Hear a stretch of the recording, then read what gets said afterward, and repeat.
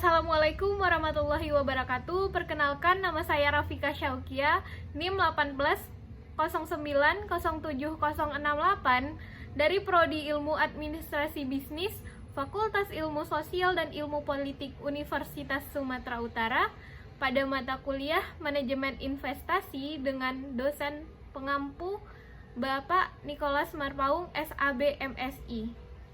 Berikut laporan investasi saya.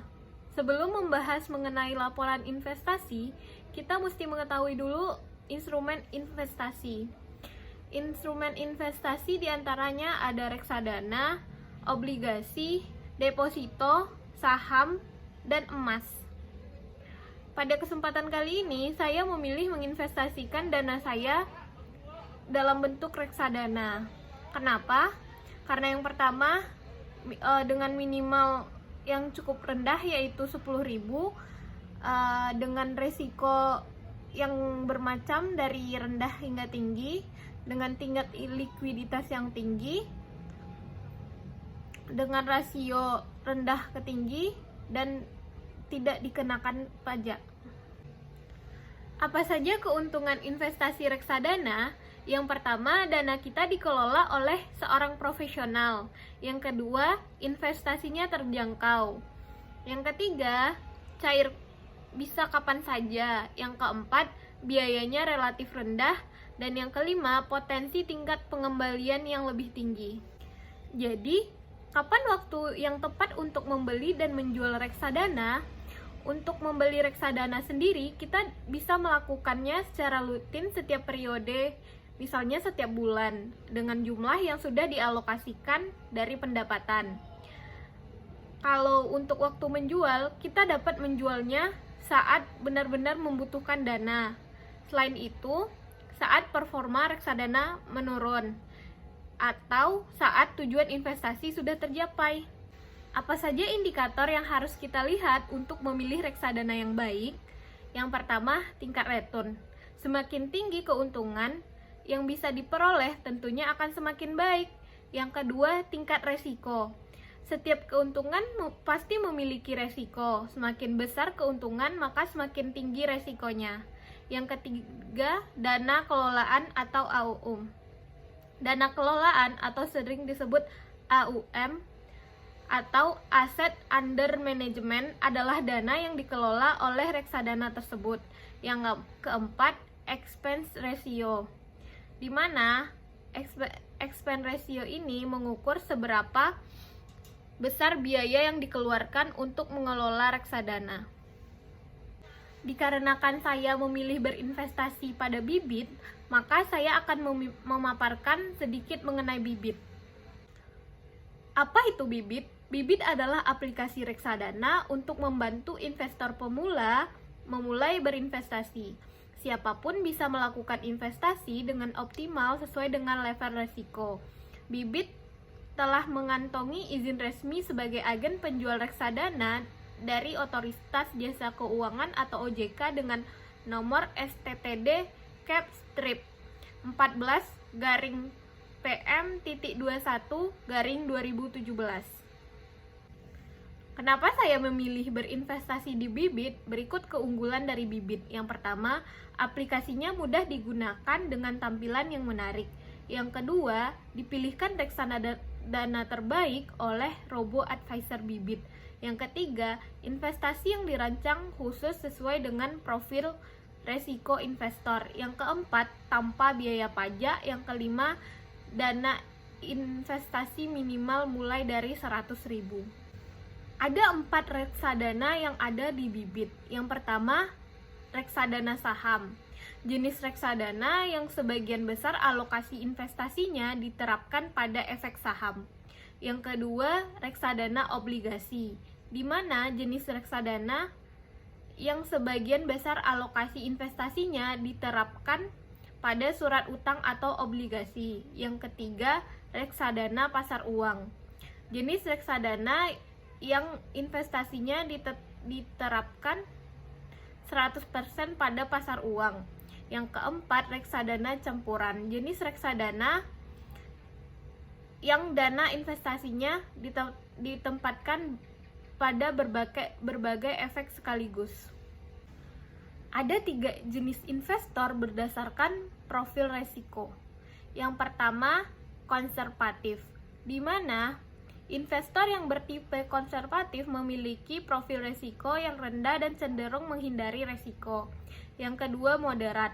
Investor yang berprofil resiko moderat atau sedang ini memiliki karakteristik yang siap menerima fluktuasi jangka pendek dengan potensi keuntungan yang diharapkan dapat lebih tinggi dari tingkat inflasi dan deposito. Yang ketiga, ada agresif, yaitu investor yang memiliki profil resiko agresif sangat siap untuk kaya dan juga siap untuk jatuh miskin.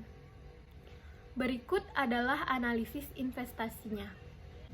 Dikarenakan saya masih pemula dalam berinvestasi, saya memilih tingkat resiko moderat, di mana dana yang saya investasikan dibagi ke dalam 3 jenis reksadana, yaitu pasar uang 10%, obligasi 50%, dan saham sebanyak 40%.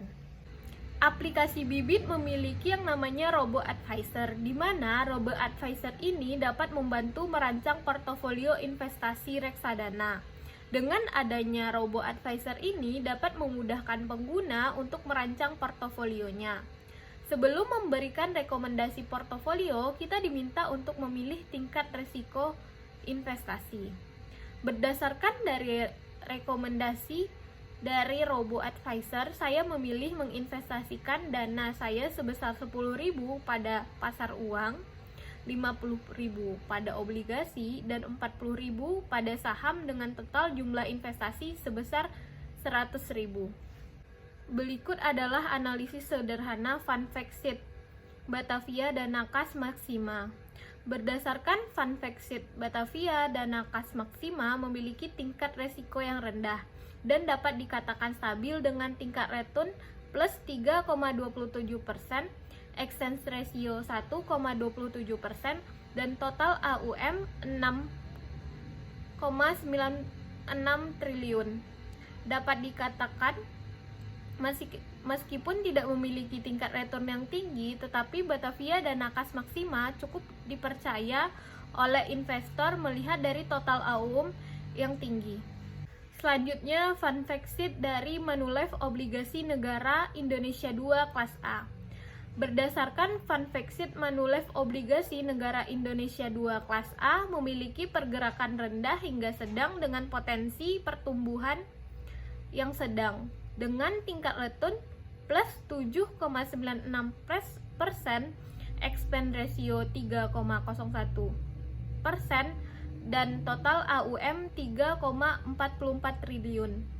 Dapat disimpulkan bahwa Manulife Obligasi Negara Indonesia 2 Kelas A memiliki tingkat return rendah hingga sedang. Meskipun begitu, Manulife Obligasi Negara Indonesia 2 Kelas A cukup dipercaya dilihat dari total AUM sebanyak 3,44 triliun. Selanjutnya, Fund Fact Sheet BNI Strip AM Index IDX 30. Berdasarkan Fund Fact Sheet BNI Strip AM Index IDX 30 memiliki tingkat risiko yang tinggi dengan potensi imbal hasil yang tinggi pula, dengan tingkat return plus 22,88%, expense ratio 1,71%, dan total AUM 916,33 miliar. Dapat disimpulkan bahwa BNI Strip AM Index IDX 30 memiliki tingkat return yang tinggi. Meskipun begitu, BNI AM Index IDX 30 memiliki expense ratio yang kecil sehingga cukup dipercaya oleh investor. Investasi saat ini saya hanya memiliki satu reksadana, dikarenakan beberapa waktu yang lalu BNI Strip AM Index IDX 30 mengalami kerugian dan Batavia Dana Kas Maksima tidak menunjukkan hasil yang seperti yang saya harapkan, sehingga saya memutuskan untuk menjualnya. Menurut saya hal ini adalah tindakan yang gegabah, tetapi karena saya merupakan pemula, jadi saya akan terus mempelajari mengenai manajemen investasi sehingga saya dapat merancang dan mengatur portofolio saya sendiri. Yang terakhir, ini merupakan pesan dari Kak Raditya Dika pada kontennya mengenai investasi. Dia bilang, mulailah dengan uang kecil dulu, pahami instrumen yang kalian pilih sambil mencoba dan sambil belajar.